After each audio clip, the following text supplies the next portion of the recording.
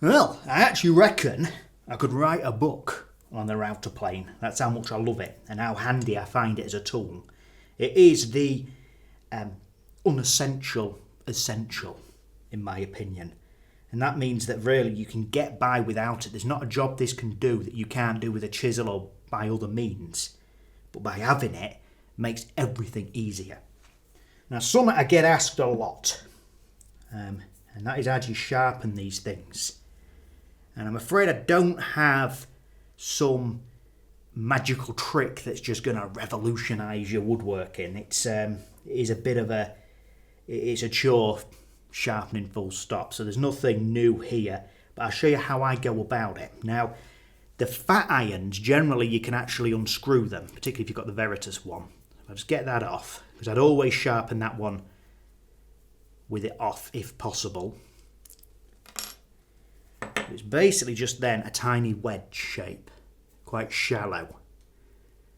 And the trick is when you first get these, don't go adjusting it, don't go start putting a micro bevel on it or anything like that, no secondary bevels. I actually keep it to one bevel. So much more, I suppose, like Japanese tools. If you think of a Japanese tool, have I got any kicking about? I must have a chisel or something.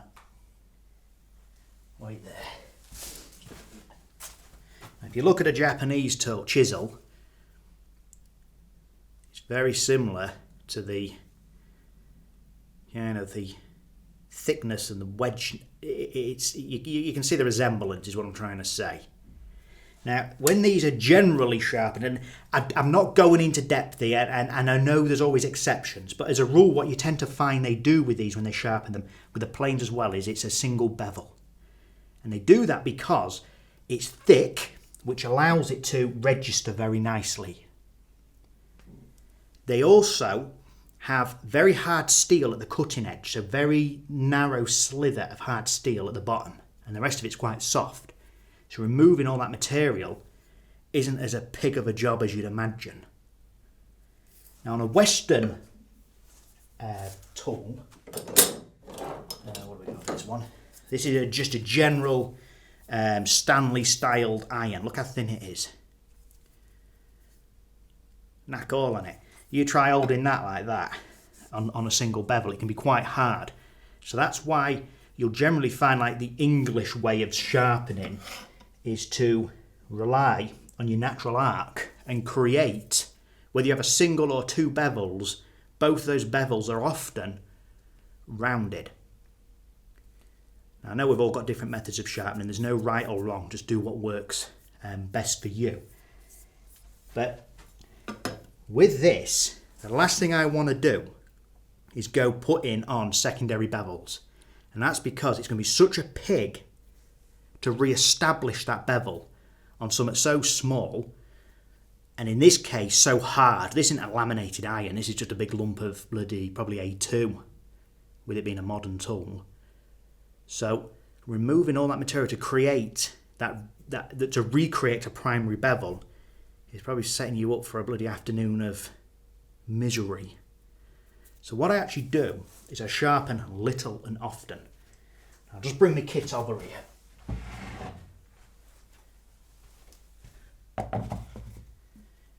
See, it's very basic. It's just a big diamond plate for rough grinding, fine oil stone and a strop.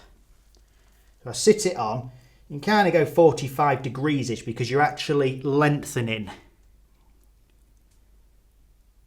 That's the longest point, if you imagine, so it's less likely to rock. So I'll just sit it on, very light, don't press hard, because if you start pressing hard, you'll start chattering about.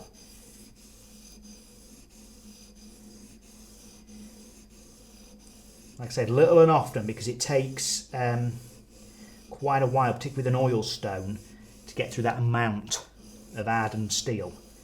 So I just do that a bit. I just feel the tiniest burr, which I've got, and you can just flip it onto the back.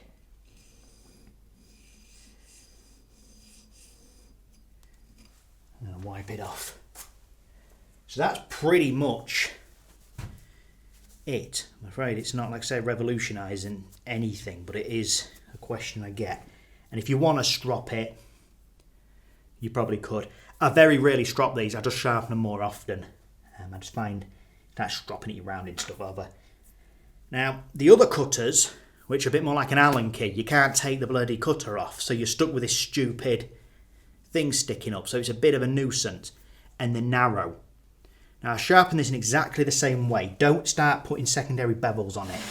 And I'll come to the end of the bench, and I bring my stone over. So now I can just, again, I can do it almost at that 45. And I go. And again, I'm very light. I'm extra light pushing into the cutter, and then I press a bit harder on the pull stroke. Because you're less likely to get that horrible chatter that I'm getting now because of all the bloody gunk. I should have wiped my stone down first. I feel like I've just made you a cup of tea with a really gnarly mug. But it's the same process. I just do the back and forth until you get the tiniest bear. It really is a tiny one as well, with the bevel being so large. And then you're going to sit the heel on and maybe just do a few pulls. Again, I won't waste your time with a strop. If you've got finer stones, go up the stones as you would. Some water stones would be lovely for this. Just found a bit of a faff in this workshop. But water stones, you'd be able to take that up to whatever grit you wanted. But for me, coming straight off that oil stone works. Now, luckily, you don't have to sharpen these that often, which is a bit of a blessing. Well, that's basically it. Now, just while it's out, because if you haven't watched any of my sharpening videos, you probably haven't sort of seen this. This is generally my setup, and it looks chaotic, but it actually all makes sense when you get going. I have a screw in there. That's just protruding a little bit, so it digs into a surface. When it's over there, I'll leave it screwed in. I have this little cradle that takes the diamond stone. This is very coarse, so I just re-establish my primary bevel with a bit of gusto. Get rid of that, so that just sits there out the way. I can then bring this in. I never use the coarse side of this oil stone. It's always onto the fine side. And then I put my secondary light bevel in, very lightly, and whip the back off. And then I strop. So I just pull a few dozen times, do a little bit on the back. You can snap the bear off if you're into that, or you can wear it off. That's up to you. But what you'll notice is the strop's high. And this is just to keep things usable, because I don't like to have to move much about. You can see how, like a chisel handle, it clears. Same with a plane.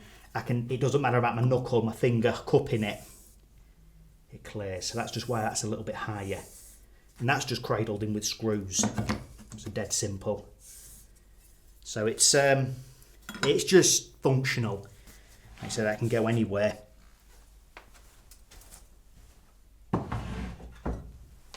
Now, if I'm on a job site, the only difference to that setup is that it is just a double-sided diamond stone wrapped in a rag. And that serves me. I've got a strop as well. I sometimes strop on if I need to. But that's basically my workshop setup. And I've got all water stones if I want to dabble with that, but I found for the majority of work that does me. So, as a summary, that's how I touch up these. Like I say, there's no trick, there's nothing revolutionary. It just does the job. If you want to put your router plane to good use, then have a look at the video where I show you this handy trick for using it to cut perfectly parallel mortises. And if you'd like to set up your own stupid, simple, yet efficient setup for sharpening, then you can find a drawing with the dimensions and layout of mine in the description.